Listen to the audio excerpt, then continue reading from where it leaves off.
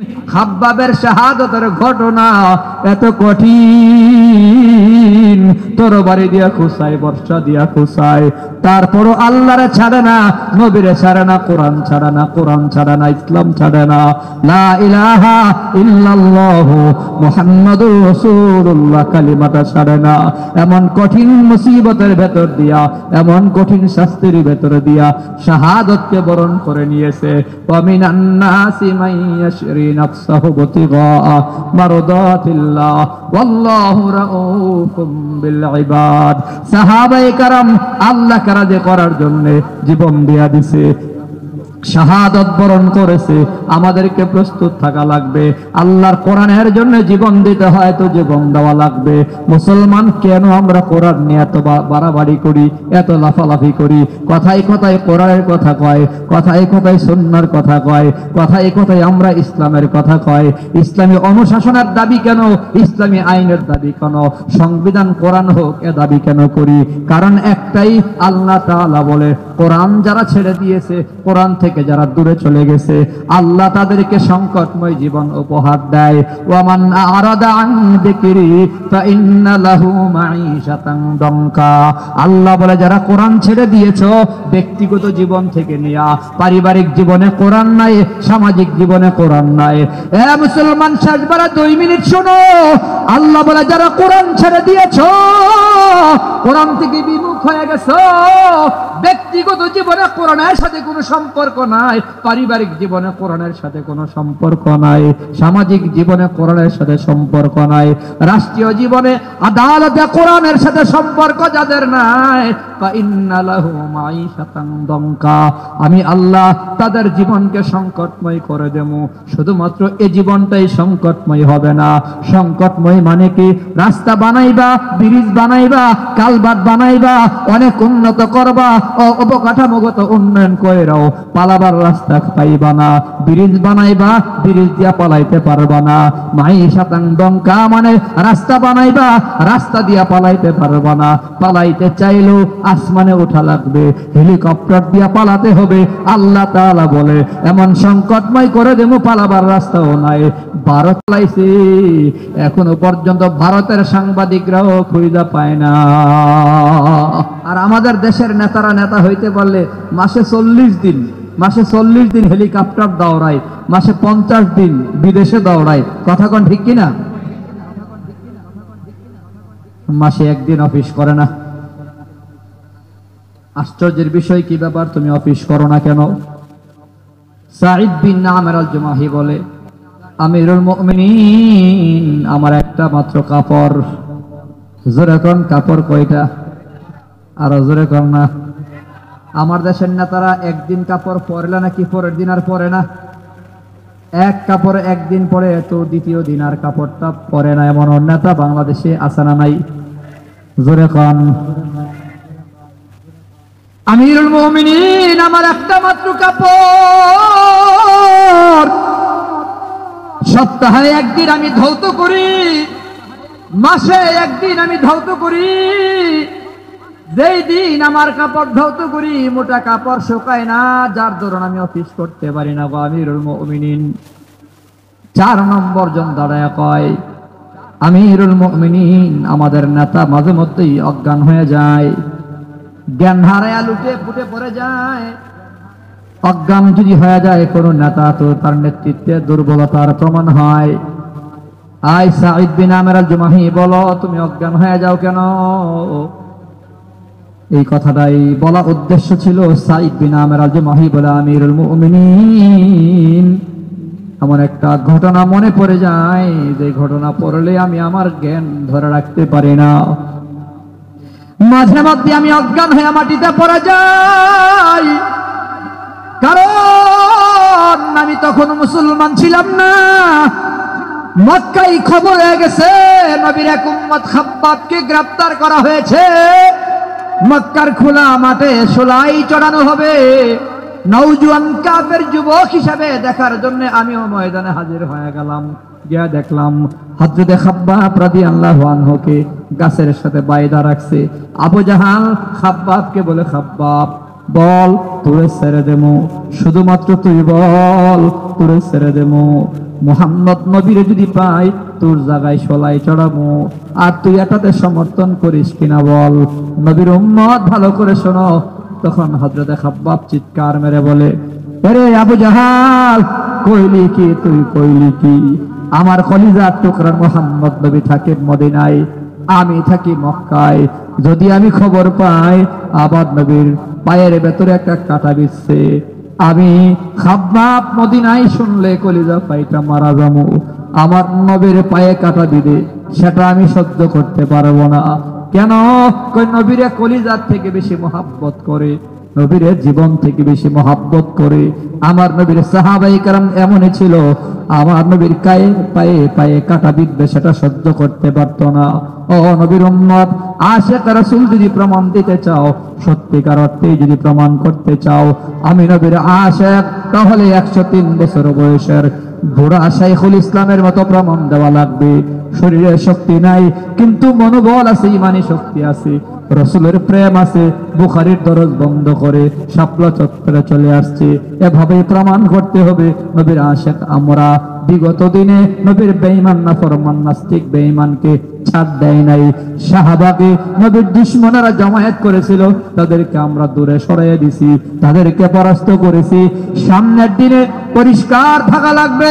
সামনের দিনে রাষ্ট্র চালানোর নিয়ত যাদের আছে, সংসদ চালাবার নিয়ত যাদের আছে, যদি মনে করেন ইসলামকে মাইনাস করে, কোরআনকে মাইনাস করে, আলেম ওলামাদের মাইনাস করে, নবীর প্রেম মাইনাস করে রাষ্ট্র চালাবেন, তাহলে পরিষ্কার শুনে রাখেন, বিগত দিনের এত বড় পরাশক্তি ভারতে পলায়ন করেছে, আপনারা পালাবার রাস্তাও খুঁজে পাবেন না। ওরা তো হেলিকপ্টারে উঠবার সময় পাইছে। লিখে রাখেন, ভালো করে লিখে রাখেন, আগামীর বাংলাদেশে রাষ্ট্র ক্ষমতায় গিয়ে কেউ যদি ইসলাম মুছে দিতে চায়, কোরআন সুন্নাহ মুছে দিতে চায়, মসজিদ মাদ্রাসার বিরুদ্ধে ষড়যন্ত্র করতে চায়, আল্লাহর উপর পূর্ণ আস্থা বিশ্বাস যদি কেউ মুছে দিতে চায়, বিসমিল্লাহ যদি মুছে দিতে চায়, রাষ্ট্র ধর্ম ইসলামকে যদি মাইনাস করতে চায়, আল্লাহর কসম তারা তো হেলিকপ্টারে উঠার সময় পাইছে, আপনারা জাইঙ্গা পড়ার সময় পাবেন না। ইসলামকে মাইনাস করে বাংলাদেশ চলতে পারে না এবং বাংলাদেশ চলবে না। কথা বলেন ঠিক কিনা? ইসলাম আছে যেখানে, কথা বলেন, ইসলাম আছে যেখানে। দুইটা দাবি পরিষ্কার করেন। এদেশে ইসলামের কঠিন দুশ্মন কাদিয়ানি, আর একটি হলো ইসকন নামের সংগঠন, জঙ্গি সংগঠন। কাদিয়ানিকে কাফের ঘোষণার পাশাপাশি ইসকনকে বাংলাদেশে নিষিদ্ধ করতে হবে। কথা বলেন ঠিক কিনা? সোজা আঙ্গুলে ঘি না উঠলে আঙ্গুল বাঁকা করার যোগ্যতা বুদ্ধি আমাদের জানা আছে।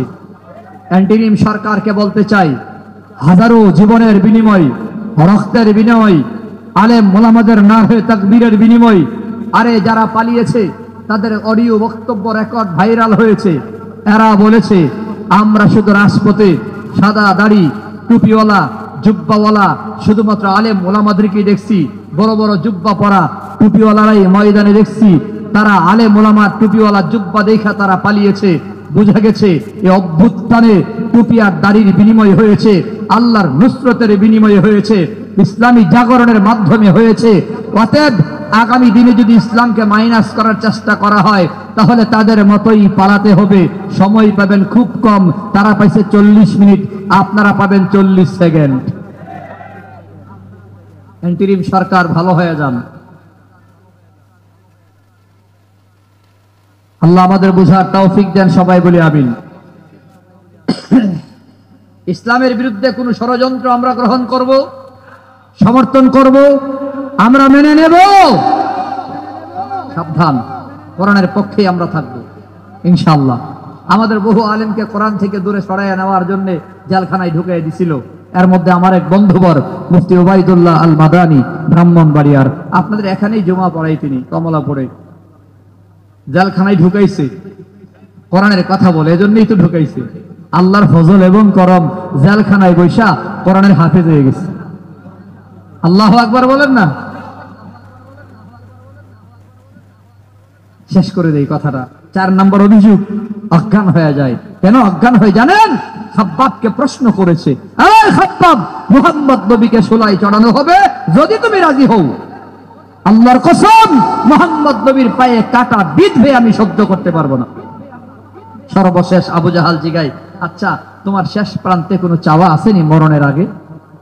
বলে, হ্যাঁ, আমারে ওযুর পানি দাও, ওযু করবো আর আমি আমার আল্লাহর সাথে কথা বলবো। সুবহানাল্লাহ আসতে কইলেন, আর জোরে কর না সুবহানাল্লাহ। ওযু করে আল্লাহু আকবার বলে হাত বাঁধছে। সাঈদ বিন আমির আল জুমাহি বলে, আমি তো কাফের যুবক, আমি তাকায়া তাকায়া দেখতেছি। আল্লাহর সাথে কথা কইব কইছে, ঠুট নড়ে, সূরা ফাতিহা পড়তেছে, আমি তো দেখি ঠুট নড়ে আর দাড়ি নড়ে। সাঈদ বিন আমির আল জুমাহি বলে, আমিরুল মুমিনিন,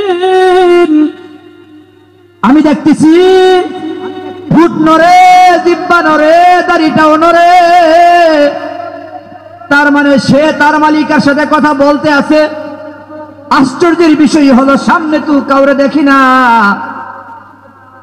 মালিক পাইলু কই? সামনে কেউ নাই, ঠুটও নড়ে, জিহ্বা নড়ে, দাড়িও নড়ে, সামনে কেউ নাই, কিন্তু ঠুট নড়ার দ্বারা প্রমাণ হয় সম্ভবত আমরা না দেখলেও সে তার মালিকরে দেখতেছে। জোরে কন্যা আল্লাহু আকবার। নবী বলে, আনতা আবুদাল্লাহ কাআন্নাকা তারাহ ফাইন লাম তাকুন তারাহু ফাইন্নাহু ইয়ারাক। মিশকাতুল মাসাবিহের শুরুতে হাদিস আসছে, ইহসান কারে বলে? নবী বলেন, আনতা আবুদাল্লাহ কাআন্নাকা তারাহ ফাইন লাম তাকুন তারাহু ফাইন্নাহু ইয়ারাক। ইবাদত তুমি এমন ভাবে করো যেন তুমি তোমার মাবুদকে দেখতেছো। যদি তুমি তোমার মাবুদকে না দেখো, অন্তত অন্তর এমন বানায় নাও তুমি না দেখলেও তোমার রব তোমারে দেখেনি। কথা কয় না? এই আল্লাহ দেখেনি। ইবাদত তুমি এমন ভাবে করো তোমার রব তোমারে দেখে। হয়তো তুমি দেখো না হয় তোমার রব দেখে, তুমি না দেখলেও তোমার রব তোমারে দেখে। এমন ভাবে তুমি ইবাদত করো। সাঈদ বিন আমির আল জুমাহি বলে, খাব্বাবের ঠুট নড়ে, জিহ্বা নড়ে, দাড়ি নড়ে, কিন্তু সামনে কেউ নাই। ঠুট নড়া দেখা বুঝতে পারছি সে তার মালিকের দেখে।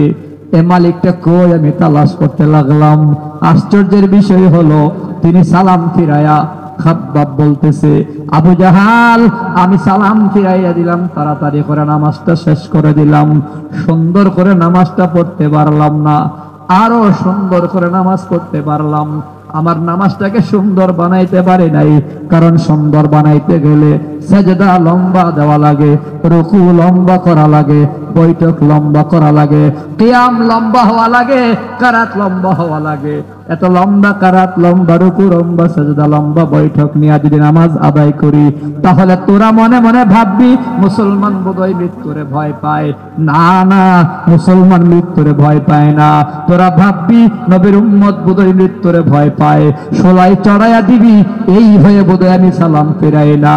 আল্লাহর কসম, মুসলমান মৃত্যুরে ভয় পায় না, আমিও ভয় পাই না, কিন্তু তোদের ধারণা খারাপ হয়ে যাবে, বদজন আর বদগুমানি তৈরি হবে। মুহাম্মাদের উম্মত ভয়ে সালাম ফিরায় না, যার দরুন আমি সুন্দরভাবে নামাজ পড়তে পারি নাই। সাঈদ বিন আমির আল জুমাহি বলে, আমিরুল মুমিনিন, আল্লাহর কসম, আল্লাহর কসম, আমি আমার জীবনে এমন নামাজি আর দেখি নাই, এমন সুন্দর নামাজও আমি দেখি নাই, এমন সুন্দর নামাজিও দেখি নাই। রাতের বেলা শুয়ে শুয়ে ঘুমাইতে চেষ্টা করলাম, কিন্তু ঘুম হয় না।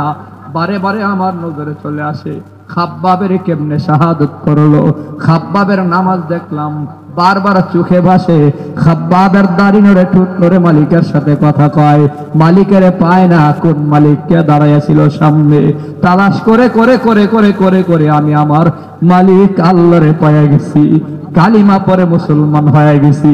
আমিরুল মুমিনিন খাব্বাবের শাহাদতের ঘটনা এত কঠিন, দিন তরবারি দিয়া খুসায়, বর্ষা দিয়া খুসায়, তারপরও আল্লাহরে ছাড়ে না, নবীরে ছাড়ে না, কোরআন ছাড়ে না, কোরআন ছাড়ে না, ইসলাম ছাড়ে না, লা ইলাহা ইল্লাল্লাহু মুহাম্মাদুর রাসূলুল্লাহ কালিমাটা ছাড়ে না। এমন কঠিন মুসিবতের ভেতর দিয়া, এমন কঠিন শাস্তির ভেতর দিয়া শাহাদাতকে বরণ করে নিয়েছে। ওয়া মিনান নাসি মান ইয়াশরি নাফসাহু বিতিগা মারদাতিল্লাহ ওয়াল্লাহু রাউফুম বিল ইবাদ। সাহাবায়ে কেরাম আল্লাহ কারাজে করার জন্য জীবন দিয়া দিছে, শাহাদাত বরণ করেছে। আমাদেরকে প্রস্তুত থাকা লাগবে। আল্লাহর কোরআনের জন্য জীবন দিতে হয় তো জীবন দেওয়া লাগবে। মুসলমান কেন আমরা কোরআন নিয়ে এত বাড়াবাড়ি করি, এত লাফালাফি করি? কথায় কথায় কোরআনের কথা কয়, কথায় কথায় সুন্নাহর কথা কয়, কথায় কথায় আমরা ইসলামের কথা কয়। ইসলামী অনুশাসনের দাবি কেন, ইসলামী আইনের দাবি কেন, সংবিধান কোরআন হোক এ দাবি কেন করি? কারণ একটাই, আল্লাহ তাআলা বলে কোরআন যারা ছেড়ে দিয়েছে, কোরআন থেকে যারা দূরে চলে গেছে, আল্লাহ তাদেরকে সংকটময় জীবন উপহার দেয়। ওয়ামান আরাদা আন যিকরি ফাইন্না লাহু মাঈশাতান দানকা। আল্লাহ বলে যারা কোরআন ছেড়ে দিয়েছো, ব্যক্তিগত জীবন থেকে নিয়া পারিবারিক জীবনে কোরআন নাই, সামাজিক জীবনে কোরআন নাই। এ মুসলমান, শেষবার 2 মিনিট শোনো। আল্লাহ বলে যারা কোরআন ছেড়ে দিয়েছো, কোরআন থেকে বিমুখ হয়ে গেছো, ব্যক্তিগত জীবনে কোরআনের সাথে কোনো সম্পর্ক নাই, পারিবারিক জীবনে কোরআনের সাথে কোনো সম্পর্ক নাই, সামাজিক জীবনে কোরআনের সাথে সম্পর্ক নাই, রাষ্ট্রীয় জীবনে আদালতে কোরআনের সাথে সম্পর্ক যাদের নাই, ফাইন্না লাহু মাঈশাতান দানকা। আমি আল্লাহ তাদের জীবনকে সংকটময় করে দেব। শুধুমাত্র এই জীবনটাই সংকটময় হবে না। সংকটময় মানে কি?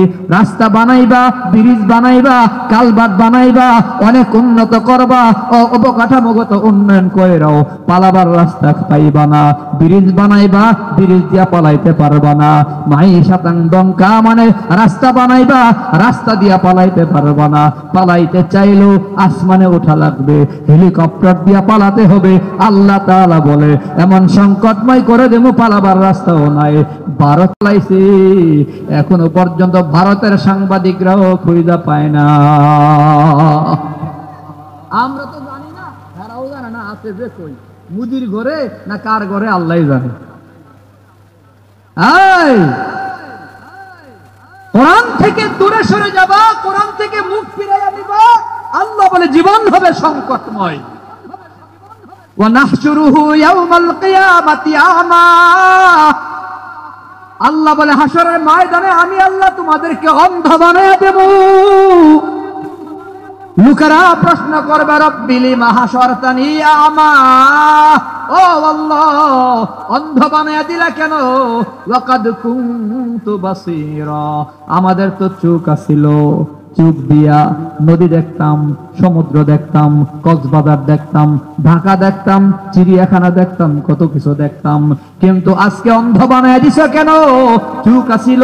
আল্লাহ তাআলা জবাব দেয়, সারা জীবন মনে রাখেন, কাযালিকা আতাতকা আয়াতুনা। আল্লাহ বলে আমি তোমাদের কাছে আয়াত পাঠাইছিলাম, কোরআন পাঠাইছিলাম, ইসলাম পাঠাইছিলাম, আমার জিকির পাঠাইছিলাম। এর সাথে থাকলে জীবন দামি হয়। আরে কেমন দামি? ওই ক্রিকেট খেলোয়াড়ের পেছনে কোটি কোটি ডলার খরচ করেছো। বাংলাদেশের 11 জন ক্রিকেটার বাংলাদেশের জন্য একটা নকল বিশ্বকাপ আনতে পারে নাই। ফুটবল খেলোয়াড়রা খেলায় চান্স পায় না। আর বাংলাদেশের এমন ছোট ছোট হাফেজ নাজমুস সাকিব থেকে নিয়া, আবু রায়হান থেকে নিয়া, হাফেজ তৌকি থেকে নিয়া, ছোট ছোট হাফেজরা আল্লাহর কোরআন বুকে নিয়া বাংলাদেশকে বারংবার পৃথিবীতে 1 নম্বর করেছে। কথা বলেন ঠিক কিনা? কোরআন দিয়াই বাংলাদেশ 1 নম্বর পুরো পৃথিবীতে। আল্লাহু আকবার বলেন। তোমরা করেছো, মাঝে মধ্যে 1 নম্বর তোমরাও করেছো, সেটা হলো দুর্নীতিতে। কথা কয় না? সেটা হলো সন্ত্রাসী মাস্তানিতে, চুরি ডাকাতি করে, বদমাইশি করে বাংলাদেশের নাম 1 নম্বরে নিছো। আর আলেমরা, কোরআন বলারা কোরআন দিয়া বাংলাদেশকে 1 নম্বরে নিছে। কথা বলেন ঠিক কিনা? সম্মানের জায়গায় নিয়ে গেছে ওলামায়ে কেরাম। অতএব কোরআনের সাথেই আমরা থাকবো। রাজি আছি? আল্লাহ কবুল করেন, সবাই বলে আমিন। শেষ কথা, খায়রুকুম মান তাআল্লামাল কুরআনা ওয়া আল্লামা। শুনে রাখো, মরণ পর্যন্ত মনে রাখো, আল্লাহ নবী বলছে, দুনিয়াওয়ালারা আমার সাহাবীদের থেকে নিয়া কিয়ামত পর্যন্ত যত উম্মত আসবে সমস্ত উম্মতকে একসাথে বলেছে, খায়রুকুম, তোমাদের মধ্যে সর্বোত্তম কে জানো? ডাক্তার না, ইঞ্জিনিয়ার না, ব্যারিস্টার না, এমপি বলে না, মন্ত্রী তাও না, প্রধানমন্ত্রী তাও না, রাষ্ট্রপতি তাও না। নবী বলেন যত পদের মানুষ আসবে রাষ্ট্রপতি থেকে নিয়ে একেবারে নিম্ন লেভেলের যত পদের বন্টন হয়েছে, সমস্ত পদে বসা সমস্ত মানুষের চেয়ে উত্তম হলো, সর্বোত্তম হলো মান তাআল্লামাল কুরআন ওয়া আল্লামা, যারা কোরআনের সাথে থাকে। কোরআন ওয়ালারাই হলো সবচেয়ে বেশি দামি। আল্লাহু আকবার বলেন। কত দামি? আমরা মনে করি জাগতিক নেতারা দামি, সাইনবোর্ডে নেতার নাম, ব্রিজে নেতার নাম, কালভার্টে নেতার নাম, রাস্তায় নেতার নাম, এজন্য নেতা দামি। আমাদের হুজুরের নাম তো নাই, আমাদের আলেমের নাম তো নাই, শাইখুল হাদিসের নাম তো নাই, এজন্য দামি না। না বুঝেন মিয়া, বুঝেন। হাসান বসরির যুগে অনেক নেতা ছিল, এভাবেই রাস্তাঘাট বানাইছে, উদ্বোধন করেছে, ওই নেতাদের নাম গন্ধ নাই, হাসান বসরির নাম এখনো আছে। রাবেয়া বসরির সময়ে বহু নেতা ছিল, কোন নেতার নাম এখনো নাই। রাবেয়া বসরির নাম আছে মিয়া, সংক্ষেপ করে দেই, ইমাম আবু হানিফার নাম এখনো আছে, কিয়ামত পর্যন্ত থাকবে। ওই যুগের নেতাদের নাম নাই। ইমাম শাফিঈর নাম এখনো আছে, ওই যুগের নেতাদের নাম নাই। ইমাম মালিকের নাম এখনো আছে, ওই যুগের নেতাদের নাম নাই। ইমাম আহমদ ইবনে হাম্বলের নাম এখনো আছে, ওই যুগের নেতাদের নাম নাই। আজকের যুগের মামুনুল হকের নাম কিয়ামত পর্যন্ত থাকবে। জুনাইদ বাবনগরীর নাম কিয়ামত পর্যন্ত থাকবে। শাইখুল ইসলামের নাম কিয়ামত পর্যন্ত থাকবে। হাফিজির নাম কিয়ামত পর্যন্ত থাকবে। সদর সাহেবের নাম কিয়ামত পর্যন্ত থাকবে। মুফতি আমিনের নাম কিয়ামত পর্যন্ত থাকবে। জালেমদের নামগন্ধ নাই, তাদের নামগন্ধ থাকবেও না। এজন্যই ওই যে নামগন্ধ ঠিক রাখবার লাগা শুধু ব্রিজ কালভার্টে সীমাবদ্ধ রাখা নাই, একেবারে নেতার মূর্তি বানাইছে, মানুষ যেন না ভুলে মূর্তি রাস্তার মোড়ে মোড়ে লাগাইছে। আর হুজুররা কইছিল, এই আকামটা কইরেন না আপা, এই আকামটা কইরেন না, এইটা কইরেন না, মুসলিম দেশে শিরিকের এই চর্চা চালু কইরেন না। হুজুরদের কথা না শুই না দলে বিদলে সব আলেমদের জালখানায় ঢুকিয়ে দিছে দাদা বাবুরে খুশি করার লাইগা। আল্লাহ তাআলার গজব দেখেন, ছাত্র জনতা মাঠে নামাইয়ে দিছে। এই মূর্তি হুজুররা কইছিল লাগাইয়েন না, হুজুরদের জালখানায় নেওয়ার কারণে আল্লাহর গজব এমন হলো, মূর্তি সব ভাঙছে তো ভাঙছে, মূর্তির মাথায় বয়া মুছছে। আল্লাহ আমাদেরকে কোরআনের সাথে থাকার তৌফিক দেন, সকলে বলি আমিন। যা বলেছি ভুল ভ্রান্তি হলে ক্ষমা চাই, সহি কথাগুলোর উপরে সকলের আমল চাই। দেখা হবে, বয়ান হবে, দোয়া চাই সবার কাছে। ওয়া মা আলাইনা ইল্লাল বালাগ।